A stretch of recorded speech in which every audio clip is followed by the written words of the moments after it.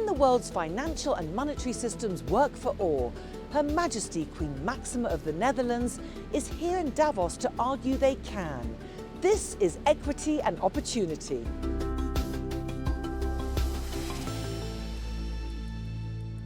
Hello and welcome to Equity and Opportunity. I'm Tania, Bryer here in Davos, Switzerland, to meet a tireless campaigner who wants to ensure everyone has fair and equal access to financial services.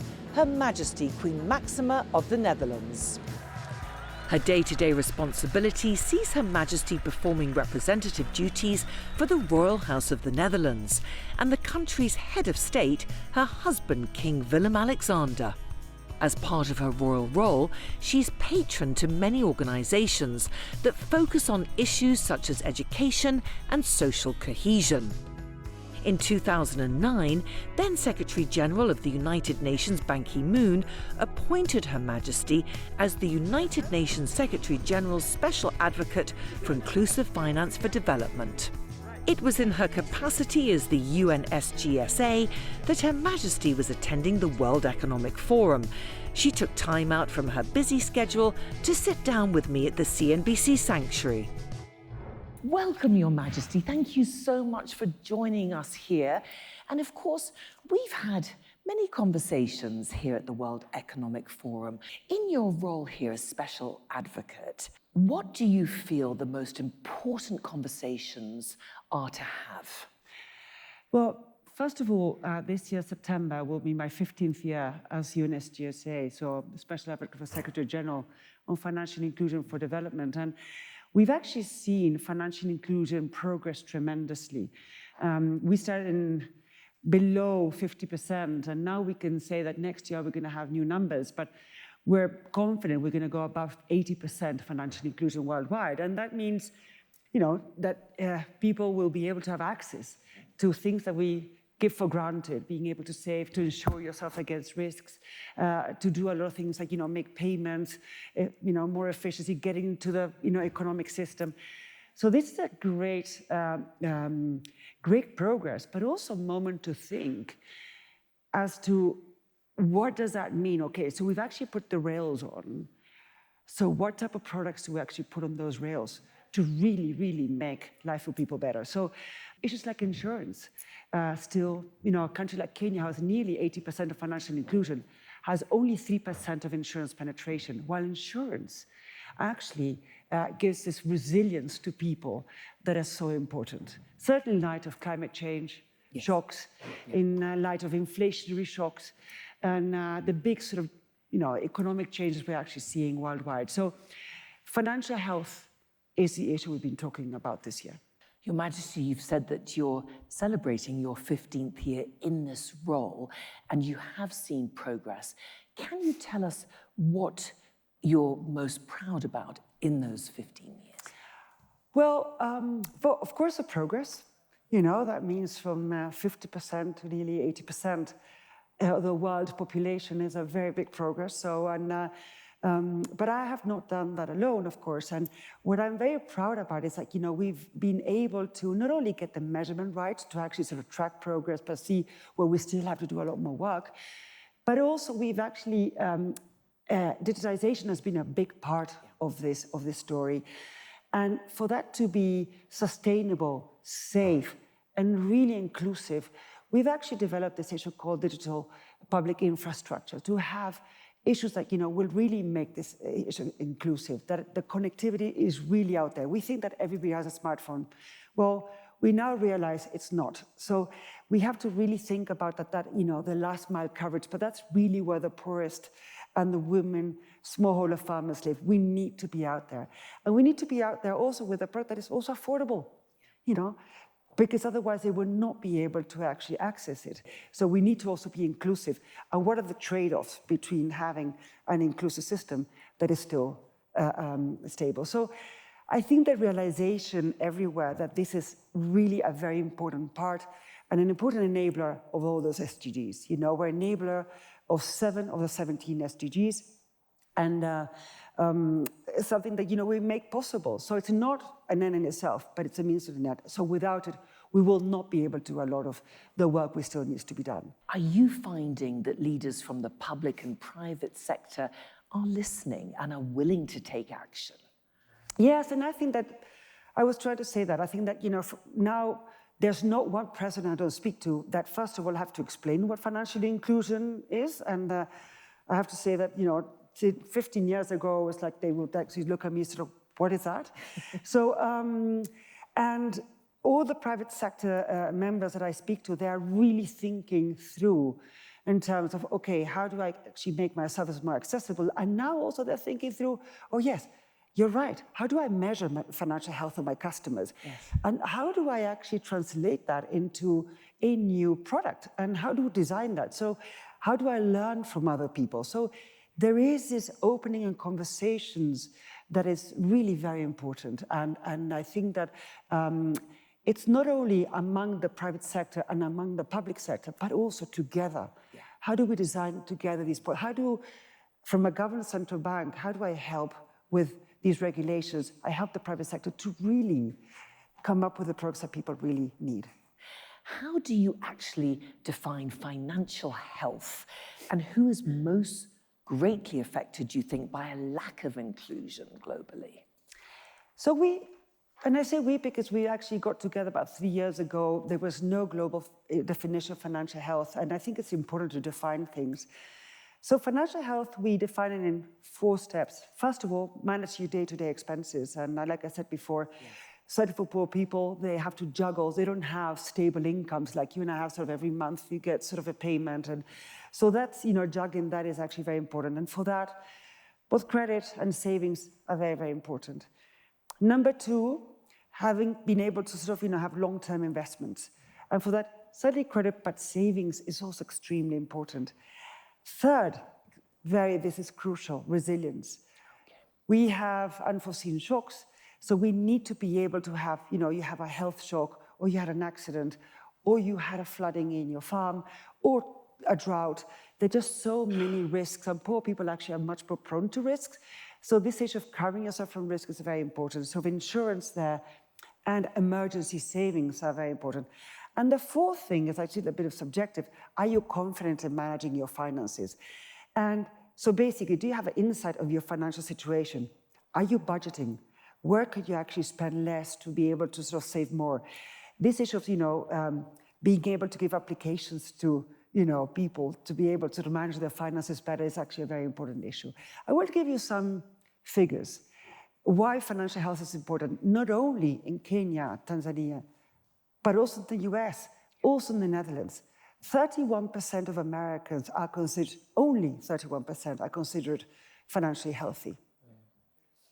That's quite a statistic. Quite a statistic. Overdraft fees. Overdrafts are being used by actually the less resourceful of Americans. And overdraft fees are actually very expensive, fee for them to pay back in trying to get them day-to-day finances. So we have banks that are actually looking into that, not charging these overdraft fees, but also coming up with products that actually help these customers, bridge the moments of income, lack of income and expenses. And this is what we have to start thinking. Instead of actually charging poor people with more fees and interest rates, how we can actually turn it around and actually helping them manage their financial lives. Up next, the role of AI. The jury's still out there. We really have to think about every new innovation, how it affects safety, affordability, and inclusion.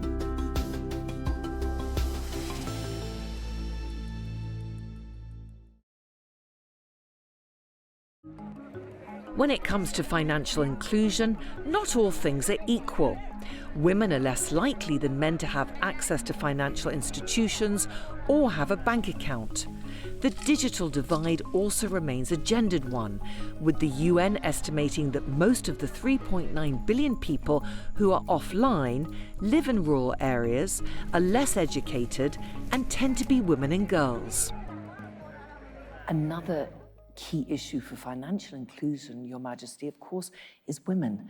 As the world looks to close the gender gap, What kind of inequity have you witnessed women and girls experiencing in this area? You know, I've been putting so much emphasis on women financial inclusion. When I started this work, I mean, the gender gaps were enormous. Worldwide, we're at 9%. We're off to 4%. So all these efforts have actually paid off. But we still have to continue to look into this. And the affordability is a very big part of it, because women sometimes have less assets and less means. So we really need to give these women much more affordable products. The connectivity issue is a big issue. You know, what a woman can actually do with a smartphone is amazing, but they mostly have less access to smartphones, less access to internet, so use of data. So we need to think in digitization of women as a very important part of their development, not only for financial inclusion, also to get information, health information, also to get sort of, you know, when should I vaccinate my children, you know, issues of, you know, education. This is really very, very important. Even sort of, you know, women farmers, when it's going to rain? When should I actually sow? Where should I actually, you know, should I actually harvest now because the rain is coming? And that she can get on her phone. And let us not forget that sometimes women are less literate. So the fact of actually having a smartphone, that we can actually send a video explaining things to her, not in written form, is also very important. How can gender equity in financial inclusion, do you think, really transform those lives and communities? Well, I'm going to tell you a story. I was in Kenya last October, and we went to this woman farmer, and she was just being insured by this microinsurance programs called Pula. And basically, she had been, for the first time, access to a much better seed that would actually increase her yield tremendously. But buying this seed, she also had some insurance. And so what happens, like, you know, of course, too much rain came over. She lost 40% of her harvest. But all of a sudden, she got this payment of 40% of that loss of the harvest. And they did it automatically because they knew that because of too much rain, farmers in all this region actually lost that 40% of harvest. So she said to me, "Madam, I could not only buy again my inputs to start my, you know, next year sort of sowing again, but my kids could go back to school again. I was so afraid that I would not be able to send my girls to pay my school fees." So that's what it's all about. Do you think that finance is still a taboo subject? And is there any resistance to formalizing financial systems to some of the communities? What is a taboo? And I've actually seen the Netherlands, I'm doing a lot of work on financial health in the Netherlands, and it is a taboo to say that you have money problems. And funny enough, in the Netherlands, the word debt has the same connotation as being guilty. And for some reason, if you're in financial problems, people have the feeling it was my fault. And it's not your fault. Even sometimes when you've actually done things right, you can actually have your husband that's been very sick, and even though you have sort of health insurance, you lost the income generation of all these months that he was sick. And things can actually go wrong. So asking for help is a very important thing. We, in the Netherlands, for example, it takes us average 5 years for people that start having financial trouble to ask for help.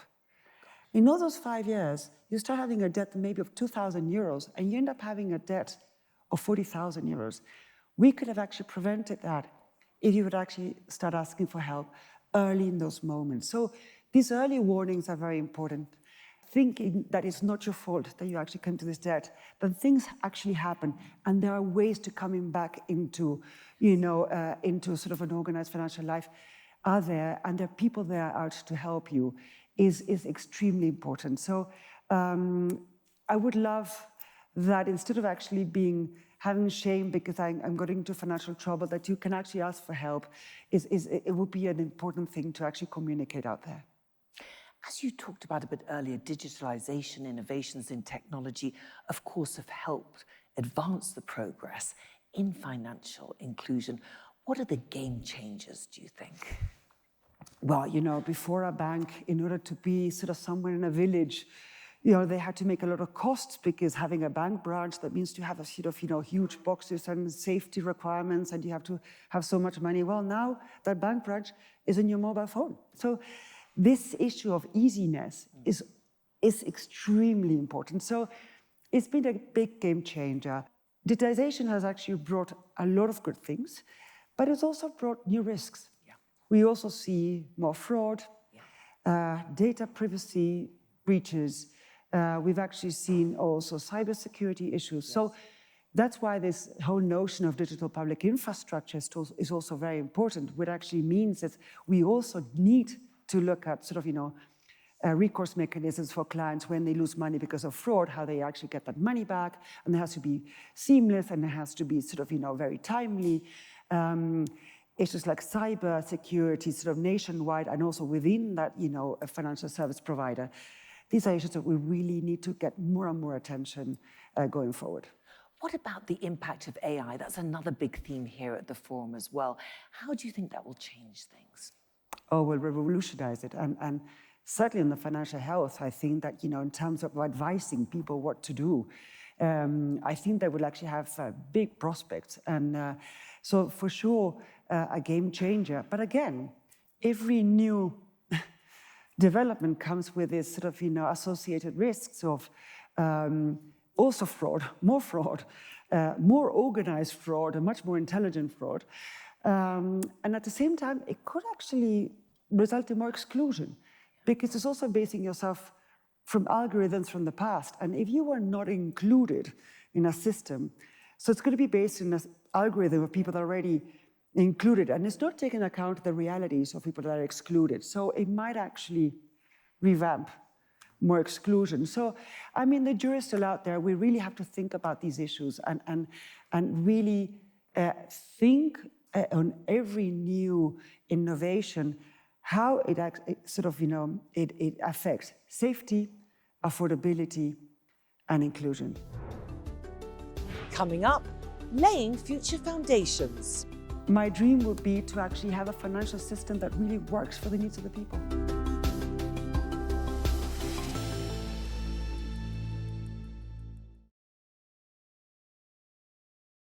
Welcome back to Equity and Opportunity.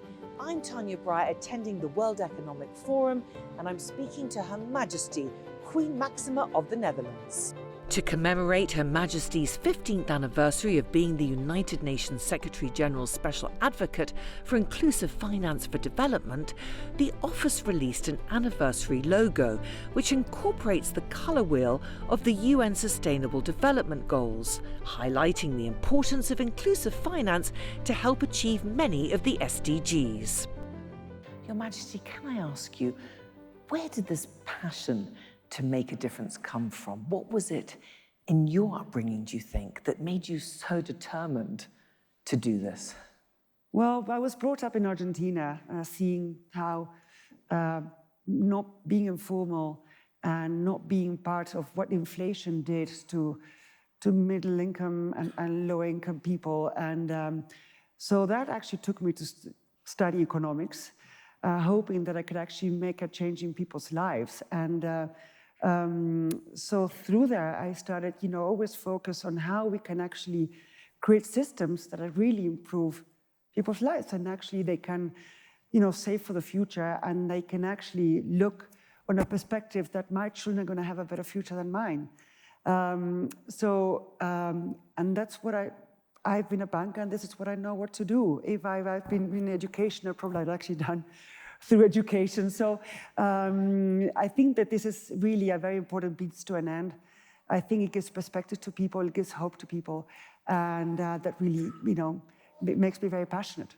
Do your daughters share the same energy and passion to make a difference? I think they do. And I think that they've seen me battle it. They've also seen, inequalities and what it does to people. So each one in their own way, in their own specialty, in their own passions, I think that they've been very driven to make a difference. And I think, we've been so lucky. We have so much in terms of not economical, but, good, stable families and a lot of love in the family. So I think it's a responsibility to give back. What has surprised you most, Your Majesty, in your role as Special Advocate for Inclusive Finance for Development so far?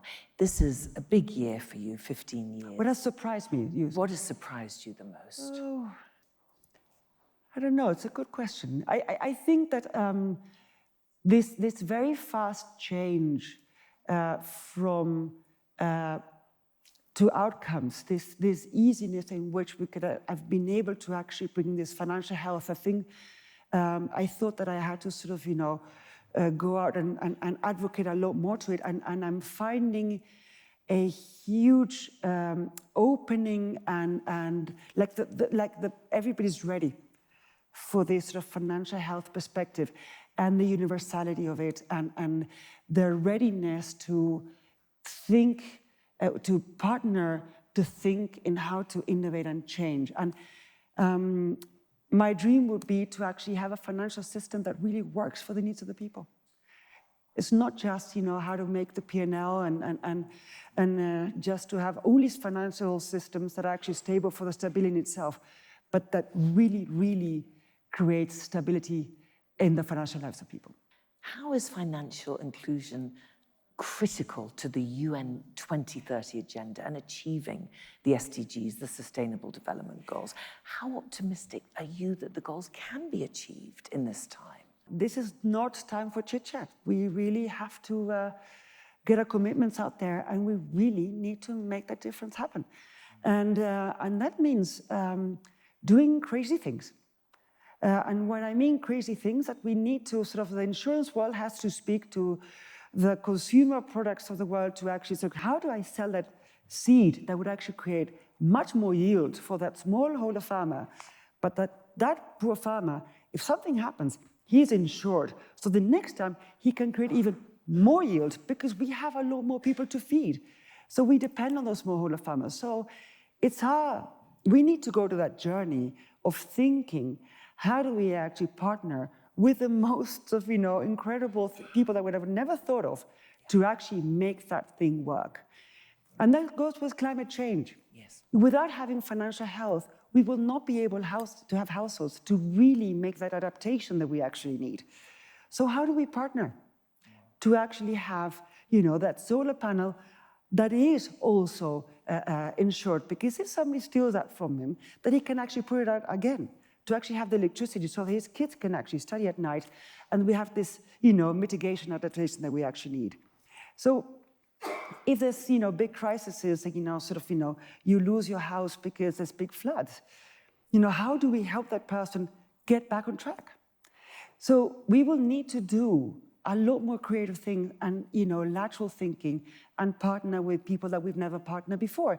And that also means that in the regulatory frameworks, we will need to not only look at the stability side, but how do we actually balance stability with innovation, protecting the consumer, but also allowing the consumer to actually reap the benefits of new potential products. So getting that balance and actually getting out there and helping each other, learning from each other will be crucial. Just finally, Your Majesty, what is your message to everyone here? I think I've said a lot of the work that still needs to be done. A big word of thanks, because all these efforts and all this work and all this progress have been done thanks to a lot of leaders that have believed in the story, and they've actually seen the difference that actually for them. And also they showed wonderful journeys and examples of how change can actually be made. A lot of partners from the World Bank, the Gates Foundation, AFI, I can actually enumerate so many of them that actually worked in conjunction, and they've coordinated themselves, because coordination among agencies is always a very big challenge, and they've allowed themselves to be coordinated, and they've really, without interest on their own institution, they step beyond their institution to really get that challenge of getting financial inclusion out there. And so a big word of thanks, I would say. Your Majesty, Queen Máxima of the Netherlands, thank you so much for joining us today. Thank you very much.